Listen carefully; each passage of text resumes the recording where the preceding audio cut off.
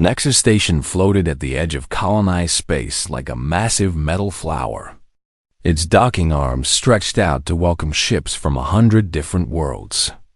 And on this particular evening, the station hummed with the noise of trade, negotiation, and secrets being whispered in dark corners.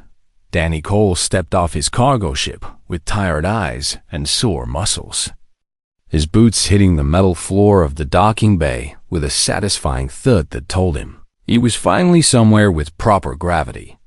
And behind him came Katie Marsh and young Sam Briggs, both looking just as exhausted from the 3-week haul across empty space.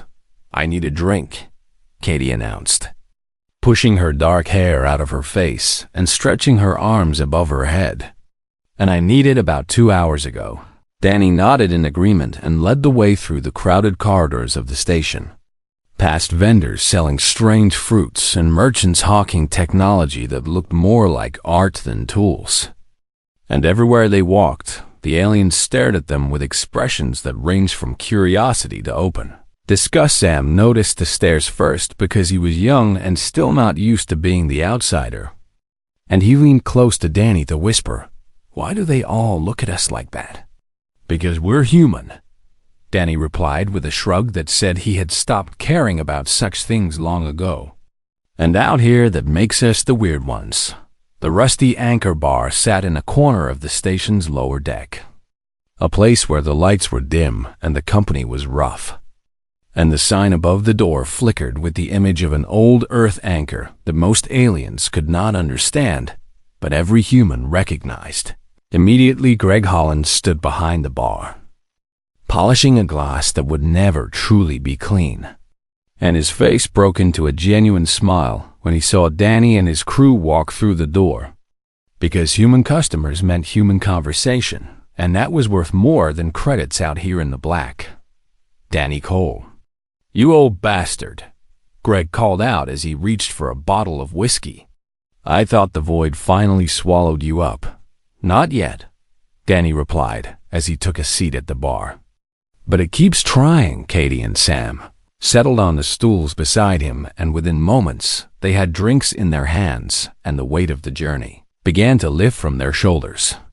But Danny could feel eyes on them, and he knew without looking that they were being watched and judged by creatures who would never understand them. In the far corner of the bar sat Vexer Tan, a Selvari diplomat with an insectoid body that clicked and shifted as he observed the humans with cold, compound eyes. And beside him perched Tarek Ven, a Kazori scholar with feathers the color of midnight, who held a recording device in his taloned grip. "Watch them," Vexer said to his companion in a voice that buzzed with contempt. "See how they consume poison for pleasure and call it relaxation." Tarek adjusted his device and zoomed in on the humans, noting how they touched each other casually on the shoulder and arm, how they laughed too loud at jokes that made no logical sense, and how they seemed completely unaware of the danger that surrounded them in a place like this. "The mad species," Tarek muttered as he recorded his observations. "Everything I have read about them appears to be accurate, and I must say I find their behavior quite disturbing." Vexer made a sound that served as laughter for his kind and replied, "They are barely 2 centuries into space travel, and already they spread across the galaxy like a virus, building their ugly bars and playing their primitive music wherever they go." Across the room, a massive reptilian creature named Drenakos sat alone at a table, nursing a drink that could melt through steel and watching everything with the careful eyes of a predator who knew when to fight and when to flee. And he too observed the humans, but with less contempt and more confusion, because he had traded with their kind before and found them. Impossible to predict. The bar was busy tonight with a dozen different species drinking and talking and making deals that would be forgotten by morning. And the humans fit into this chaos like a puzzle piece that came from the wrong box. Present, but never quite belonging, Sam finished his first drink faster than he should have, and the warmth spread through his young body as he looked around at all the alien faces. And he felt small in a way he had never felt on Earth, where humans ruled and everything made sense. First time on an alien station? Katie asked him with a knowing smile. That obvious? Sam replied with embarrassment coloring his cheeks. You'll get used to it, she told him as she patted his shoulder. Or you won't. But either way, the drinks help. The door of the bar slammed open with enough force to crack the frame, and every head turned to see what had caused the noise. And standing in the doorway was a Varuan mercenary named Grath, who stood nearly 8 feet tall with 4 arms that ended in claws capable of tearing through armor behind. Grath came 6 more Varuan, each one nearly as large and twice as mean, and they moved into the bar like a storm rolling across an open plain. Inevitable and uncaring about what stood in their path. Greg's smile disappeared, and his hand moved slowly beneath the bar, where he kept things that could end conversations permanently. But he knew better than to start trouble with Varuan mercenaries, because they were known across the galaxy for their brutality and their complete lack of mercy. The other aliens in the bar suddenly became very interested in their drinks, their eyes dropping to their tables and their conversations dying to whispers, because everyone knew what happened when Varuan wanted something, and everyone knew that the smart choice was to stay out of their way. Vexer leaned toward Torek and whispered, Now you will see how a proper species handles conflict. Through avoidance and logical self-preservation, Danny watched the Varuan spread through the bar, knocking over chairs and shoving aside anyone too slow to move. And his jaw tightened, but he stayed on his stool, because he had not survived 15 years as a Marine by starting fights. He did not need to fight then. Grath spotted something that interested him, and his cruel mouth twisted into a smile that showed rows of sharp teeth.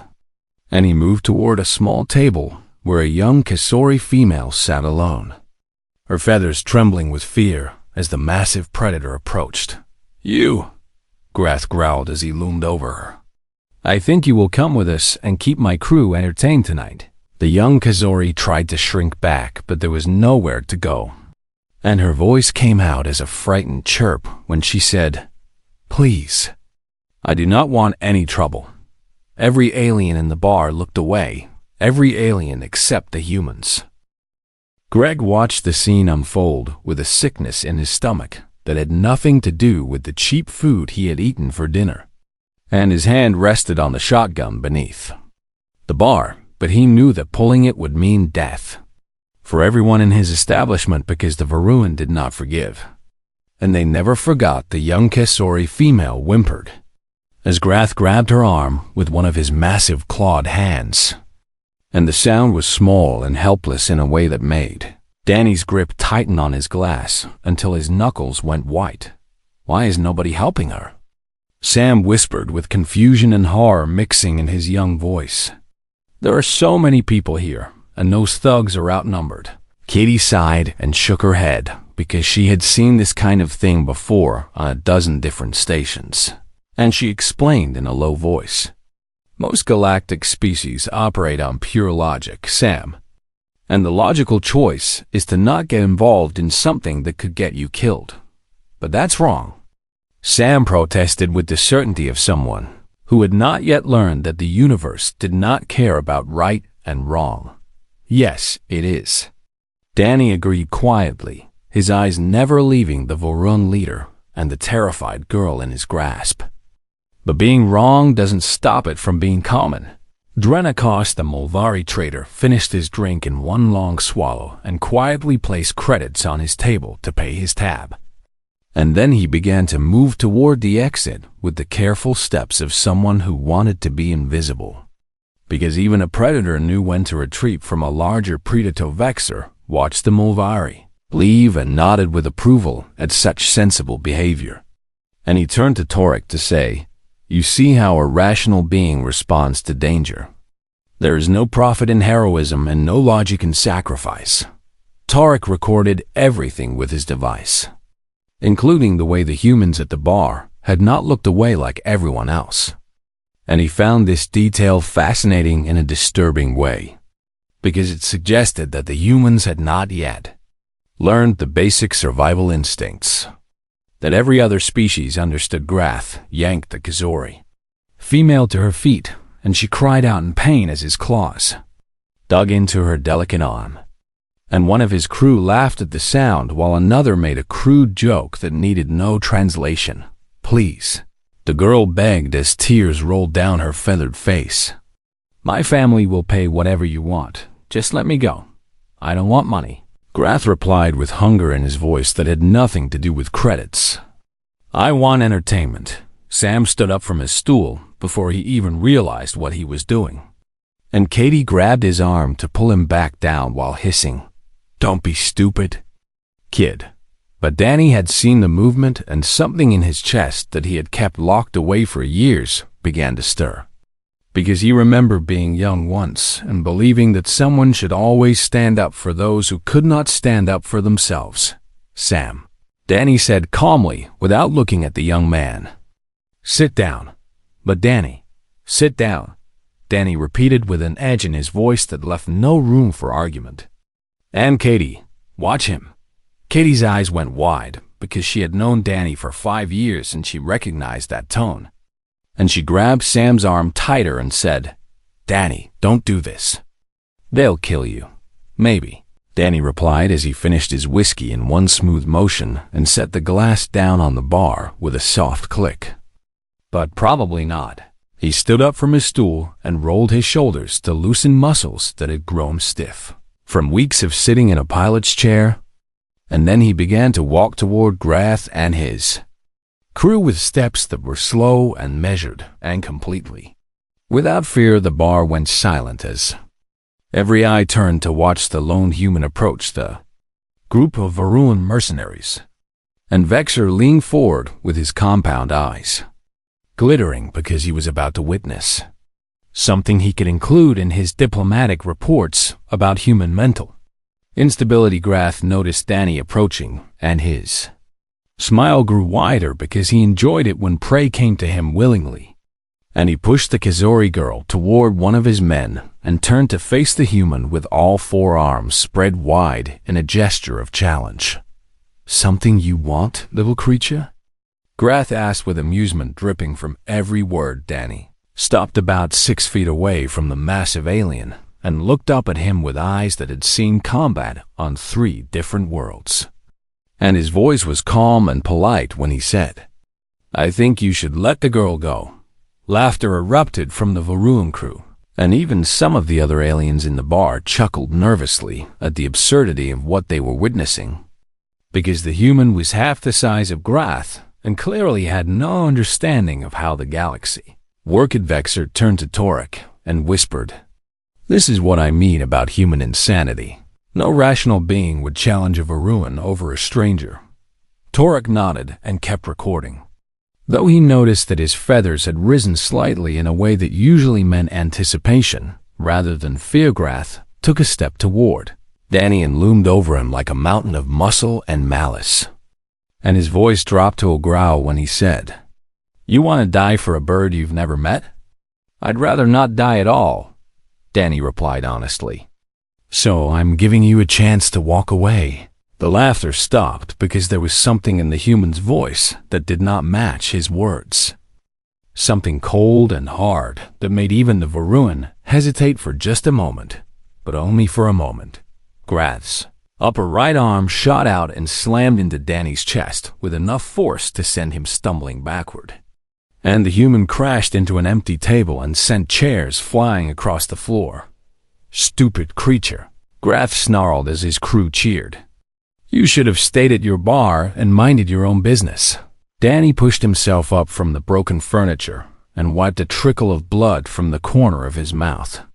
And when he looked at Grath again, there was something different in his eyes. Something that made Drenakos stop at the exit and turn back to watch. "I gave you a chance," Danny said with a smile that had no warmth in it whatsoever. "Remember that." And then he moved. Katie was already on her feet and reaching for a bottle. Sam watched with his mouth hanging open and in the corner of the bar. Vexor realized with sudden horror that he had made a terrible mistake about what human insanity actually meant. Danny moved like water flowing around stone, faster than Grath expected and far more precise. And his first strike was not aimed at the Varuan's massive chest or his armored head, but at the joint of his knee where the armor plates met and left a gap of vulnerable flesh. The crack of cartilage was loud enough to echo through the silent bar, and Grath roared in pain and surprise as his leg buckled beneath him, dropping him several inches and bringing his face within reach of Danny's follow-up strike. Danny's elbow connected with Grath's jaw and sent teeth flying across the floor like scattered pearls. And for one frozen moment, every creature in the bar stared in disbelief at the sight of a human hurting a Varuantan. Chaos erupted to 6 Varuan crew members charged forward with murder in their eyes and claws extended. And Katie met the first one with a bottle that shattered across his face in an explosion of glass and cheap alcohol. "Sam, stay behind me," she shouted as she grabbed a chair and swung it into the second attacker. Greg ducked behind the bar and came up with his shotgun, the barrel gleaming in the dim light. And he fired a blast into the ceiling that showered sparks and debris across the room while screaming, "Not in my bar, you don't." The warning shot made some of the Varuan hesitate, but not all of them. And 2 of them rushed toward Greg with the clear intention of tearing him apart before he could fire. Again, Danny was already moving, dancing between attacks with a grace that seemed impossible for someone his size. And his fists and elbows and knees found weak points in Varuan armor that most species did not even know existed. Torek recorded everything with trembling talons, his academic mind struggling to process what he was seeing, because the humans were outnumbered and outmatched in every physical way, that they were not losing. How is this possible? He breathed as he watched Danny take a blow that should have broken ribs and keep fighting without pause. Vexor had no answer because everything he thought he knew about humans was crumbling before his eyes. And he watched Katie use the broken leg of a chair like a club to beat back. A Varuan twice her size, Sam stood frozen with fear for 3 long seconds that felt like hours, watching his crewmates fight and bleed and refuse to fall. And something inside him shifted as he realized that he had a choice to make. A Varuan came at Katie from behind with claws raised to tear into her unprotected back. And Sam did not think about what he was doing when he grabbed a bottle and threw himself at the alien with a scream that was half terror and half rage. The bottle broke against a Varuan's skull and barely slowed him down, but the impact made him turn away from Katie and focus on Sam instead. And that moment of distraction was enough for Katie to spin around and drive the chair leg into the soft spot beneath the alien's arm. "Good job, kid," she yelled as she kicked the fallen Varuan and grabbed Sam's arm to pull him behind her. Danny had fought his way to the young Khazari female and now stood between her and the remaining attackers, his face bloody and his breathing heavy, but his eyes still burning with that cold fire that had appeared when Grath struck him. "Get behind the bar," he told the terrified girl without looking at her. "The reg will keep you safe." She ran without hesitation, and Greg pulled her behind the solid wood counter that had stopped bullets and blades more times than he could count. And then he fired another shot that caught it charging the Varuan in the shoulder and spun him around like a toy. Grath had risen to his feet despite his damaged knee, and his face was a mask of fury that made even his own crew step back, because no one had ever hurt him like this, and certainly not a creature as small and weak as a human. "I will tear you apart," he promised Danny with a voice that shook with rage. "I will eat your heart while it still beats. You talk too much," Danny replied as he raised his fists and prepared for the charge he knew was coming. They clashed in the center of the bar, like 2 forces of nature, and the impact sent tables and chairs flying in every direction. And Danny took hits that would have killed any sane creature, but he did not stop moving, and he did not stop fighting. Katie and Sam fought back to back now. The young man no longer frozen, but burning with something he had never felt before. And they held their ground against two Varun, who could not understand why these tiny humans would not just Drena. Kos watched from the doorway with growing wonder as the impossible battle continued. And he saw something in the humans that reminded him of stories his grandfather had told about.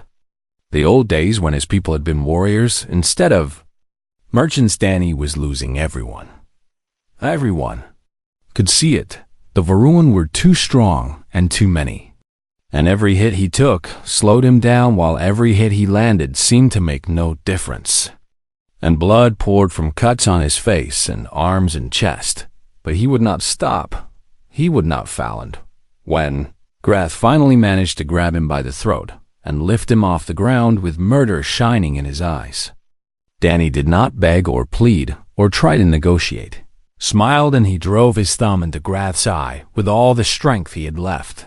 The scream that tore from Grath's throat was not anger but agony. And he threw Danny across the room like a broken doll. And Danny hit the wall hard enough to crack the metal plating and slumped to the floor with blood pooling. Beneath him, Katie screamed his name and tried to reach him, but two Varun blocked her path.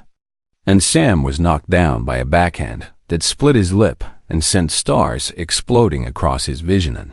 Then Grath pulled a blade from his belt. A wicked curved thing designed for killing rather than fighting. And he limped toward Danny with blood streaming from his ruined eye. "Now," Grath growled. "Now you die." But Danny was already pushing himself back to his feet. Because humans did not know when to quit, and that was both their greatest weakness and their greatest strength. And watching from his table in the corner, Vexer finally understood why every species in the galaxy feared the mad creatures from Earth. Danny stood on legs that should not have been able to hold him, his body broken in a dozen places, but his spirit somehow untouched. And he looked at the blade in Grath's hand with eyes that showed no fear. "You were willing to take a beating," Danny said through bloody lips, his voice rough but steady. "And I was willing to give you one. But you pulled a blade, and that changes everything." Grath snarled and took another step forward. And behind him, his remaining crew had Katie and Sam pinned against the bar, waiting for their leader to finish the human before they finished the others. "What changes?" Grath demanded with contempt. "You are dying on your feet, human. Nothing you do now matters." "Everything I do matters," Danny replied. And somehow his smile grew wider despite the blood on his teeth. "Because I'm not fighting for myself anymore?" Katie had seen Danny fight before, but never like this. And she understood what he meant, because humans had a switch inside them that flipped when someone they cared about was threatened. And once that switch was flipped, there was no going back. The Varun holding Katie made the mistake of loosening his grip for just a moment. And she twisted free and grabbed a shard of broken glass from the floor and drove it into his arm with all her strength. Sam saw her move and found courage he did not know he had. And he dropped his weight and slipped free from the alien holding him and tackled the creature's legs. With a desperate scream, Greg fired another shot that went wide but made everyone duck. And in the chaos, the humans regrouped around Danny with weapons made from broken furniture and shattered bottles. "We don't have to win," Katie said as she took her place beside Danny, blood running down her arm from a cut she had not even noticed. "We just have to make them pay more than they're willing to spend." Sam stood on Danny's other side, with fear still visible in his eyes, a determination stronger than fear in his heart. And he raised a broken chair leg like a sword and waited for whatever came next. Grath looked at the three humans standing together, battered and bleeding and completely outmatched. And for the first time since he was a child, he felt something cold crawl up his spine, not fear, something worse out. Then a voice spoke from behind him, deep and rumbling and completely unexpected. "I stand with the humans." Every head turned to see Drena, Kos the Mulvery traitor, stepping back into the bar, his massive reptilian form casting a shadow across the floor. and his claws extended in the traditional fighting stance of his people. "What are you doing?" Grath demanded, because the Molvari were supposed to be cowards who cared only for profit. "This is not your fight." "It was not my fight," Drena agreed as he moved to stand beside the humans. "But I have watched these creatures do something I have not seen in many years. And it has reminded me of what my people used to be before we forgot how to be brave." Torek turned to Vexer with confusion written across his feathered face and asked, "Why would the Molvari risk his life for strangers?" Vexer had no answer because nothing that was happening made any sense to his logical mind, and he could only watch in stunned silence as the balance of the fight shifted. Greg tossed a metal pipe to Danny from behind the bar, and Danny caught it without looking and twirled it once to test its weight. And Katie picked up another broken chair leg and grinned despite the pain in her arm. 5 against 5, Danny said as he looked at the remaining Voruan. "And we've already taken 2 of you down. So let me ask you something." He pointed the pipe at Grath, and his voice dropped to something cold and final. "Is she worth it?" The Voruan crew looked at their wounded leader, and then at the humans and the Molvari standing against them. And they counted the cost in their heads the way predators always did before. 2 of them turned and walked out of the bar. Without a word, the other 2 looked at Grath for guidance, but he was staring at Danny with his one good eye.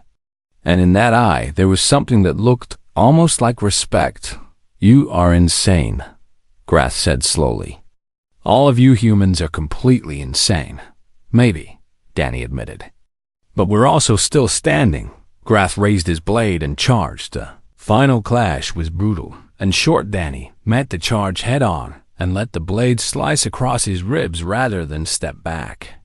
Because stepping back would give Grath momentum, and momentum was death. And as the blade cut him, he brought the pipe down on Grath's wrist with a crack that made even the watching aliens wince. Blade clattered to the floor, and Danny kicked it away. And then he wrapped his arms around Grath's throat and squeezed with every ounce of strength he had. Left Katie and Sam and Drena handled the last. 2 Voruan with efficiency that surprised everyone, including themselves. And within moments, the only sounds in the bar were the gasping breaths of the defeated mercenaries. Danny held the chokehold until Grath stopped struggling, until the massive alien went limp in his arms.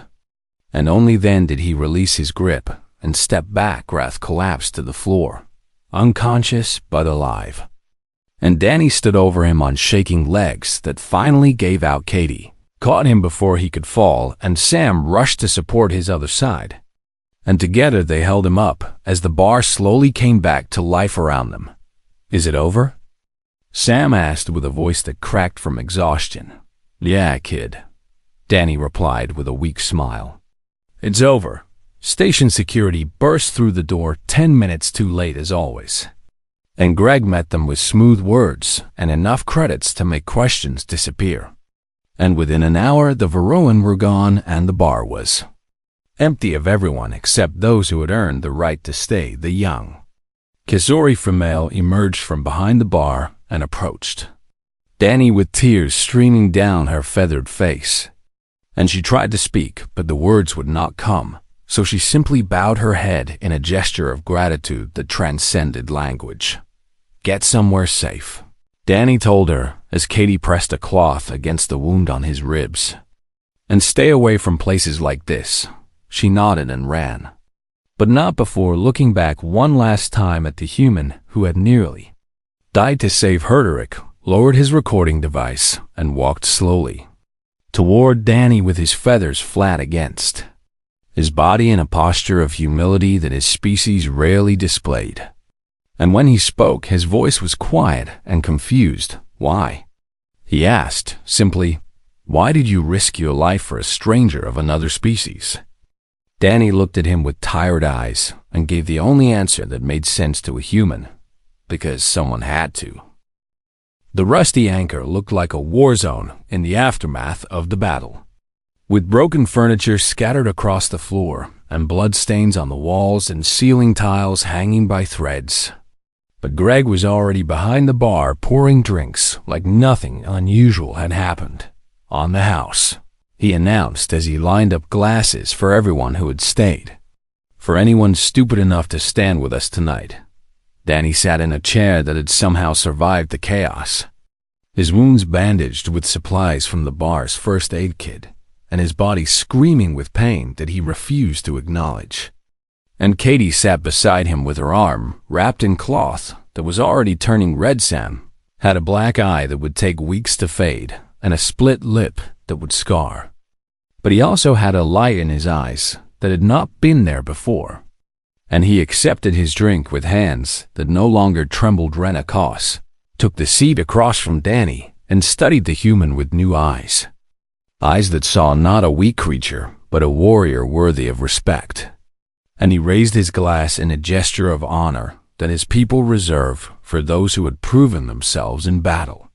"To the mad ones," Drenna said with a rumble that might have been laughter. "May they never learn wisdom." Danny raised his own glass and tapped it against the mulberries before drinking deep. And the whiskey burned his throat in a way that felt like coming home. Vexer approached the table with steps that were hesitant and unsure, his compound eyes reflecting the dim lights of the bar. And when he spoke, his voice had lost all of the contempt that had colored it before. "I must apologize," he said stiffly, because apologies did not come easily to his kind. "I said things earlier this evening that were incorrect, and I have witnessed evidence that proves my assessment of your species was fundamentally wrong." "Sit down," Danny replied without anger, because he had stopped caring about what aliens thought of humans long ago. "And have a drink." The silvery diplomat settled into a chair with movements that showed how uncomfortable he was. But he accepted the glass that Greg slid across the table and held it without drinking. "I called your species insane," Vexer continued with something like shame in his voice. "I believed that your emotional nature made you unstable and dangerous." "We are dangerous," Katie interjected with a smile that was sharp around the edges. "You were right about that part." Tarek joined them at the table with his recording device finally turned off.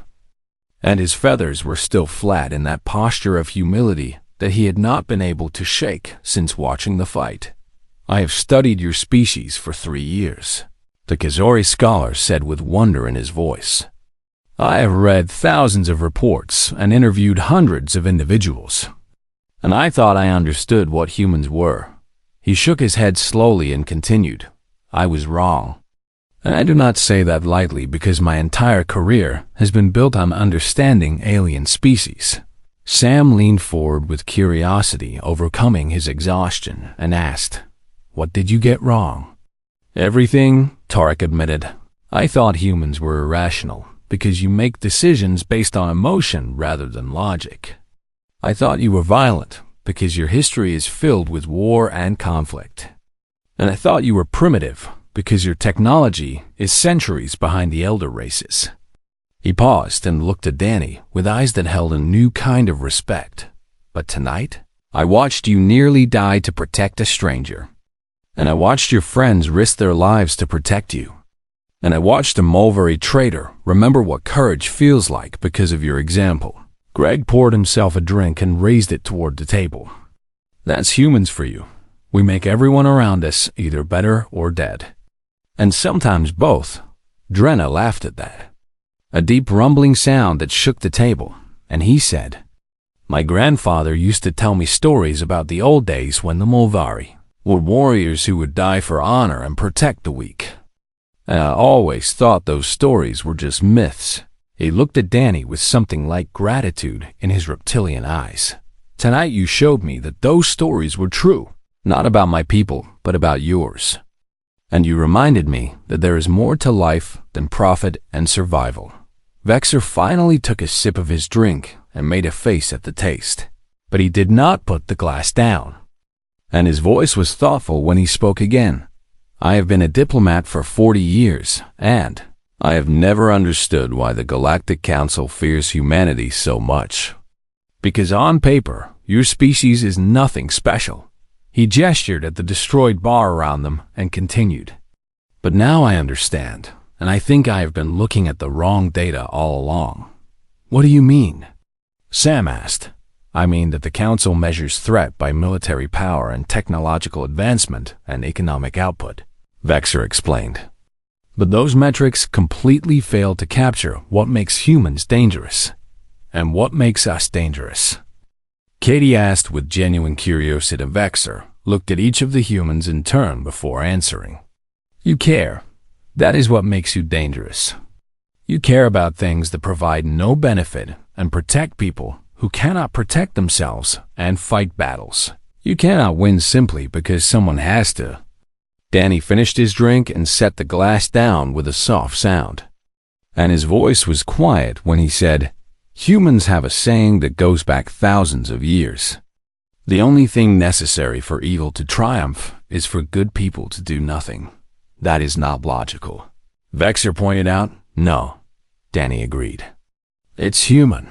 The bar fell silent for a moment as everyone considered those words. And then Torek pulled out his recording device one last time and asked, "May I record a final observation?" Danny shrugged and said, "Go ahead." Tarek activated the device and spoke slowly and clearly, choosing his words with care. "Humans are not insane. My earlier assessments were completely incorrect, and I must revise everything I thought I knew about this species." He paused and looked at Danny with something like affection in his alien eyes. "They are something far more dangerous than insane. They are kind, genuinely and deeply kind, until kindness is no longer enough, and then they are relentless. And that combination of compassion and ferocity is something I have never encountered in any other species in my years of study." He turned off the device and raised his glass. "To the humans," he said, "may the galaxy never give them a reason to stop being kind."